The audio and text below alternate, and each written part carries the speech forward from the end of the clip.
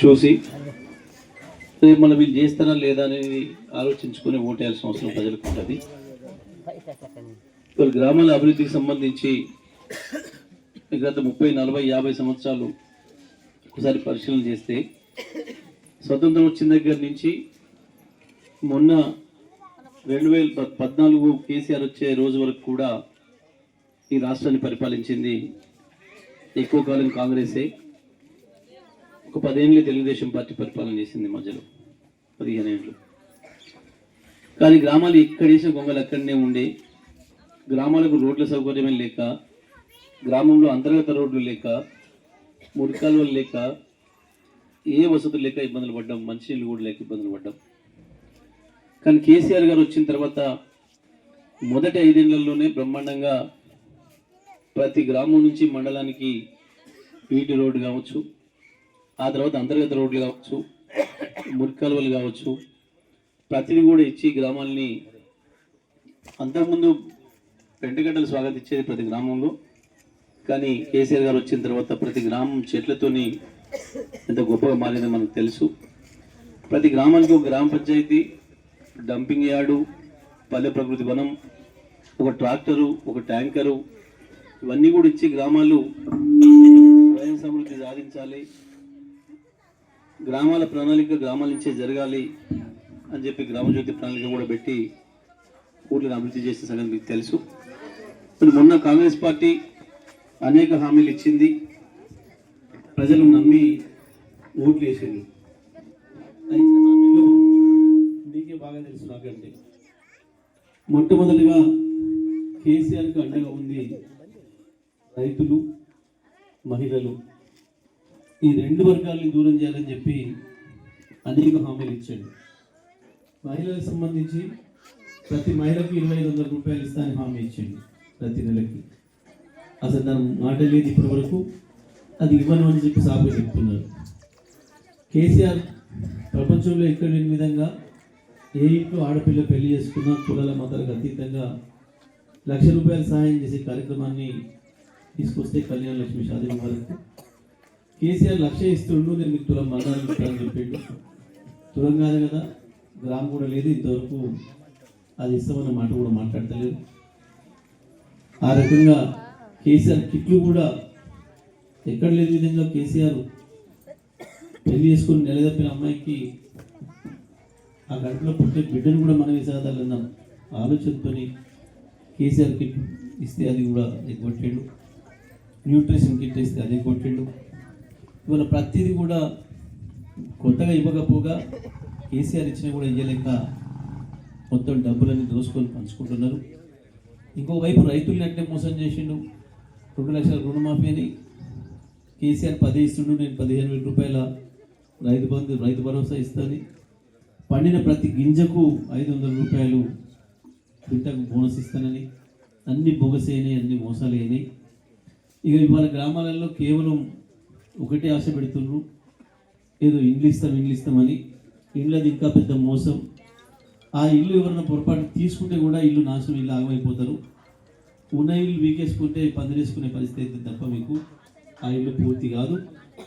కేవలం ఇస్తాననేది 5 లక్షలు, అందులో 3.5 లక్షల పైన మేస్త్రికి పోతుంది, 3.5, 370. ఇప్పుడు నిన్న 1,50,000 కేవలం ఎన్ఆర్జీఎస్ నుంచి ఏమైనా పెడతామంటున్నాడు.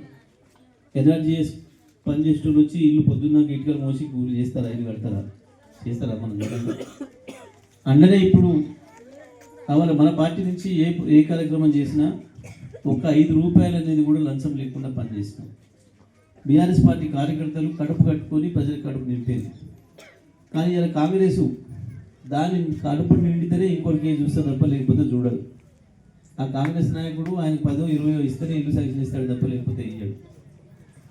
వాడే 10, 20 తీసుకొని నిజంగా నేను ఉత్తగెందుకు బిల్ చేస్తాను ఇంజనీర్ అంటాడు, వాడు 20% కమిషన్ లేదు, వాడు కూడా చేసేటట్లు లేడు. మరి నీకు 5 లక్షలు శాంక్షన్ చేస్తే అందులో 1,50,000 కాంగ్రెస్ వాళ్ళు లంచం కావచ్చు, లేదా ఇంజనీర్ కానీ లంచం కావచ్చు. అదే పోతుంది 3.5 మేస్త్రి. మరి ఆడికెళ్ళి తేవాలి, ఇటుకలు ఆడికెళ్ళి తేవాలి, సలాకులు ఆడికెళ్ళి తేవాలి, సిమెంట్ ఆడికెళ్ళి తేవాలి, రాయి ఆడికెళ్ళి తేవాలి. ఏడంగా చేస్తారు పేద ప్రజలు.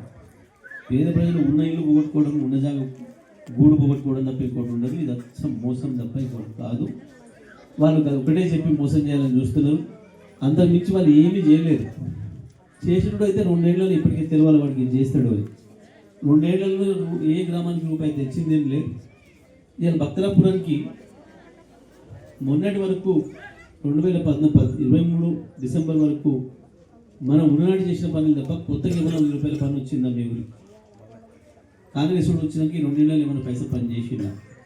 ఇవన్నీ కూడా అబద్ధ మాటలు. కాంగ్రెస్ నమ్మితే ఏమీ రాదు, ఉన్నది పోతుంది తప్ప. కాంగ్రెస్ వాళ్ళు వాడి కమిషన్లు వాడి కడుపు నింపుకోవడం తప్ప ప్రజలకు వాళ్ళు ఇచ్చిన కేసులే. కొత్తగా ఒకటి కేసులు పెడుతున్నారు తప్ప వాళ్ళు చేసిందేమీ లేదు. కాబట్టి ఇవాళ కూడా మళ్ళీ ఈ గ్రామం అభివృద్ధి జరగాలంటే గులాబీ జెండాతోనే జరగాలి. తప్పకుండా టీఆర్ఎస్ పార్టీ గెలిస్తేనే జరుగుతుంది. ఈ 2 ఏళ్ళు మనం పెద్దగా చేయలేకపోవచ్చు కదా కూడా చెప్తున్నా. ఎవరిని మోసం అయితే చేయమని నచ్చగా తీసుకోమంటాడు. కానీ మళ్ళీ మన ప్రభుత్వమే వస్తుంది. మన ప్రభుత్వం ఉండగానే భార్గవి మన 2 ఏళ్ళు సర్పంచ్గా ఉంటుంది, యమున సర్పంచ్గా ఉంటుంది. యమున నాయకత్వంలో బ్రహ్మాండంగా ఈ బుద్ధి మళ్ళీ మిగతా కార్యక్రమాలు ఏమైనా ఉంటే అన్నీ కూడా పూర్తి చేసుకుందాం. మన అధికార పార్టీ సర్పంచ్గా ఉంటుంది. మరి టీఆర్ఎస్ పార్టీకి తోడుగా సిపిఎం మిత్రులు కూడా కలిసి వచ్చారు. సిపిఎం నాయకులు వారికి కూడా నేను ధన్యవాదాలు తెలియజేస్తూ ఉన్నా. మన అభివృద్ధి ఏందో చూసారు, కాంగ్రెస్ పార్టీ పరిస్థితి ఏందో చూసారు. కాబట్టి సిపిఎం కూడా మనతో కలిసి వచ్చింది. ఇక్కడ బీజేపీ పార్టీ కూడా కలిసి వచ్చినట్టుంది. ఇంకా సంతోషం. మరి మీరు ముగ్గురు కలిసిరు, బ్రహ్మాండమైన మేయడ్తో గెలవాలి. మరి దానికి ఏమేమి ఆలోచన చేస్తారో, ఎట్లా చేస్తారో. సరే, అవతలకు పెద్ద నాయకుడు కొన్ని పైసలు తీసుకొని వచ్చినట్టు హైదరాబాద్కి వెళ్ళి అది అయినా పెద్ద ఇష్యూ కాదు. పరిసరాలు గెలుస్తలేవు. అంతటా ప్రజల అభిమానమే గెలుస్తుంది తప్ప ప్రజల పైసలు కాలం గెలుస్తలేదు. చందుపట్ల గ్రామ అక్క చెల్లెలకు అన్నదమ్ములందరికీ నా నమస్కారాలు. మీరు గత 20 సంవత్సరాల పరిపాలన తీసుకుంటే ఎవరి కాలంలో ఎంత అభివృద్ధి జరిగింది, ఎట్లా చేసిందనే సంగతి మీ అందరికీ అర్థమవుతుంది. నేను ఇక్కడ ఎమ్మెల్యే కాకముందు పరిస్థితి ఏముండే, ఎమ్మెల్యే అయిన తర్వాత నేను ఈ ఊరు బజార్ ఎట్లా మారిపోయినా మీరు చూశాను. బజార్లు మారడమే కాదు, మన బతుకులు ఎట్లా మారినాయి చూసారు కేసీఆర్ ముఖ్యమంత్రి అయిన తర్వాత. ఈ ఊర్లో పెన్షన్లు 600 పైన పెన్షన్లు ఉన్నాయి. ఆ పెన్షన్లకు 2,000 రూపాయలు చేసింది కేసీఆర్ అనే సంగతి మీకు తెలుసు. మొదలు 100 నుంచి 200 నుంచి 1000 చేసినాం, మళ్ళీ 2,000 చేసినాం, మాట మీద చేసినాం. కానీ మొన్న ఎలక్షన్లో కాంగ్రెస్ కళ్ళబొల్లి మాటలు చెప్పి మీ పెన్షన్ 4,000 చేస్తామని చెప్పి, వికలాంగులకు 6,000 చేస్తామని చెప్పి మోసం చేసింది. ఇప్పటివరకు పెన్షన్ల మాటే లేదు. కేసీఆర్ ఇచ్చిన పెన్షన్లనే చక్కగా ఇచ్చేటట్టు లేరు. 1 నెల ఎగ్గొట్టారు ఇప్పుడు మధ్యలో.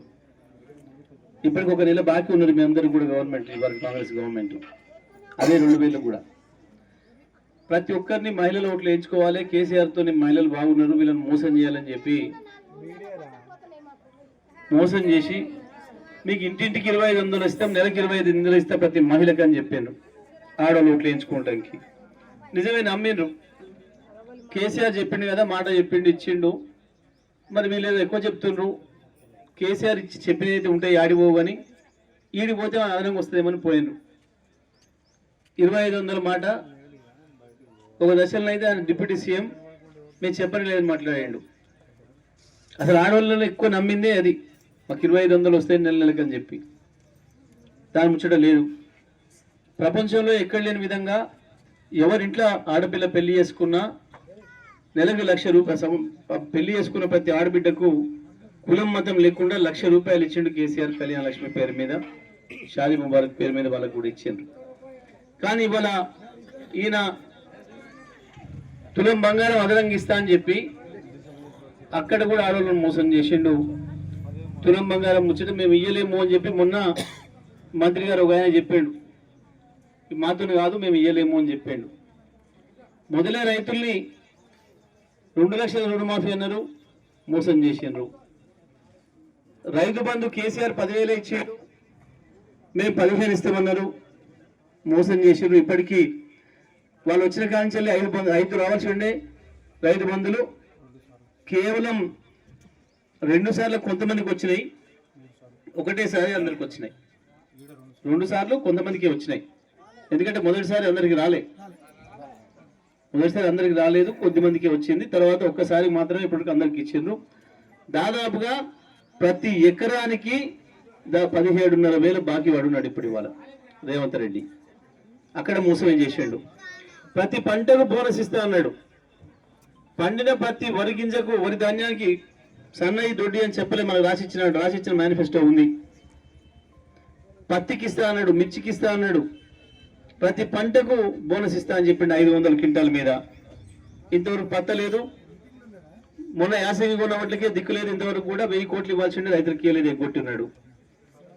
ఈ రకంగా చెప్పిన ప్రతి దాంట్లో యువకులకు మీకు పెద్ద ఎత్తున మొత్తం ఉద్యోగాలు ఇస్తా అని చెప్పిండు. ఇప్పుడు ఒక్క ఉద్యోగం వేయలే. మేము ప్రభుత్వంలో ఉన్ననాడు ఇచ్చిన నోటిఫికేషన్లు తప్ప కొత్తగా ఒక్క ఉద్యోగాన్ని కూడా ఇవ్వలే ఇప్పటివరకు కానీ ఆయన.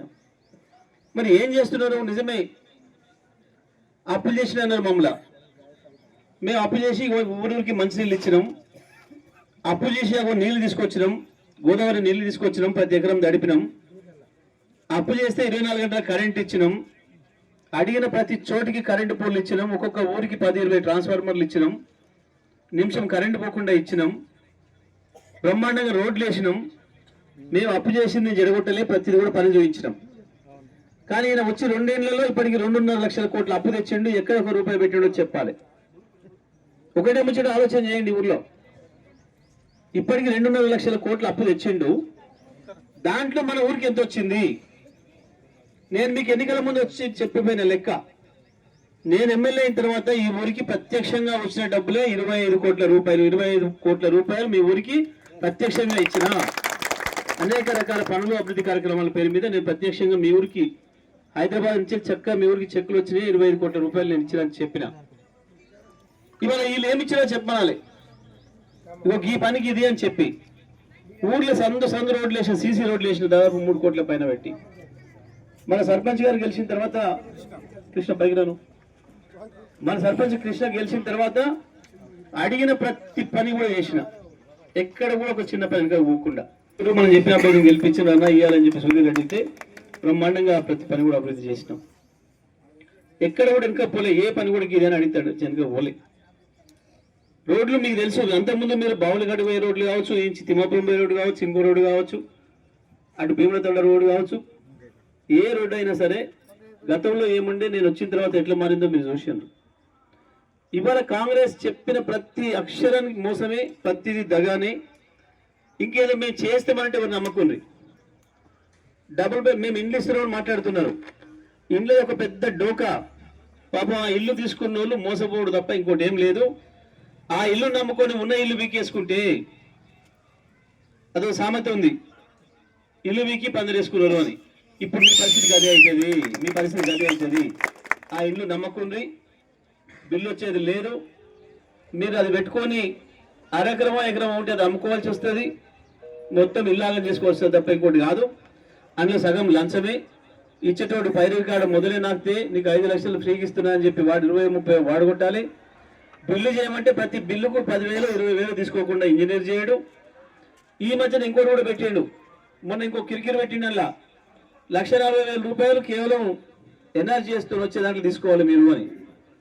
ఎన్ఆర్జీఎస్ కూలి పనులు వచ్చేసి ఈడ చేయాలి పొద్దున్నాకంటే చేస్తారా? అయితే మనం చూస్తున్నామా? ఎన్ఆర్జీఎస్ పని అంటే ఏందో మన అందరికి ఎరికే. వచ్చాట ఈడ ఇటుకలు మోయాలి, నువ్వు మాలు మోయాలంటే మోస్తారట. ₹1,40,000 మీరు అర్థం పెట్టి తీసుకోమన్నాడు. అంటే అవి మీద పడ్డట్టు, మనమే పడ్డట్టు. అసలే ఇప్పుడు ఆ ఇల్లు పూర్తి చేయాలంటే మేస్త్రే 3-3.5 లక్షలు అడుగుతున్నాడు. 370 అయినా మేస్త్రికి 370.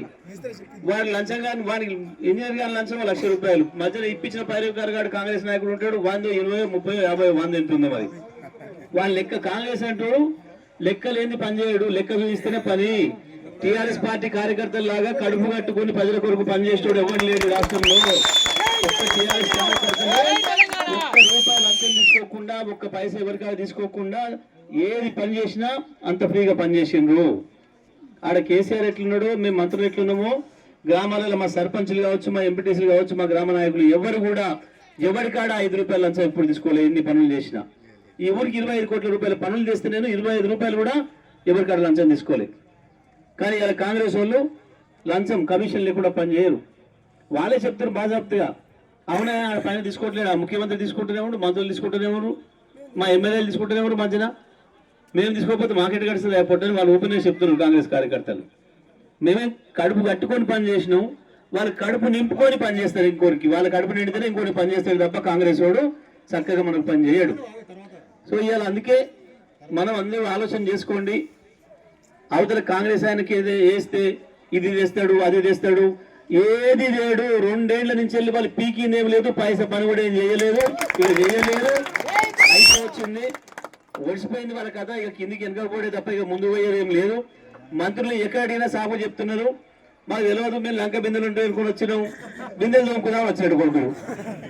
గాదానికి వస్తాడు మంత్రి అయ్యేటోడు, ముఖ్యమంత్రి అయ్యేటోడు, బిందెలు ఉన్నాయి తోముకుపోదామని వస్తాడు. దొంగలు వచ్చినట్టు వచ్చిండ్రు, దోపిడి దొంగలు వచ్చినట్టు వచ్చిండ్రు. నీ అమ్మ ఇంత కష్టపడి కన్నం పెట్టి లోపలికి వస్తే ఏం దొరకకపోయా అని చెప్పి ఏడుస్తున్నారు. దొంగతనానికి వస్తే వానికి ఇంట్లో ఏం దొరకకపోతే వాడు ఏడ్చుకుంటూ పోతాడు కదా, సాబులు అర్థం పెట్టుకుంటూ ఇంట్లో ఏరిగిపోతారు. కొంతమంది దొంగలు వెనకటి ఉండే ఇప్పుడు పోయినరు, ఏం దొరకని ఇంట్లో ఏరిపోదురు. వీళ్ళు కూడా గట్లనే ఉన్నారు కాంగ్రెస్ వాళ్ళు, మన ఇంట్లో ఏరిపోయేటోళ్ళు తప్ప అభివృద్ధి చేసేటోళ్ళు కాదు. కాబట్టి ఈ దొంగల్ని నమ్ముకొని పాపం ఆగం కాకుండా ఆ కాంగ్రెస్ వాళ్ళకి వేస్తే ఏందో వస్తుందేమో అని భావన వద్దు.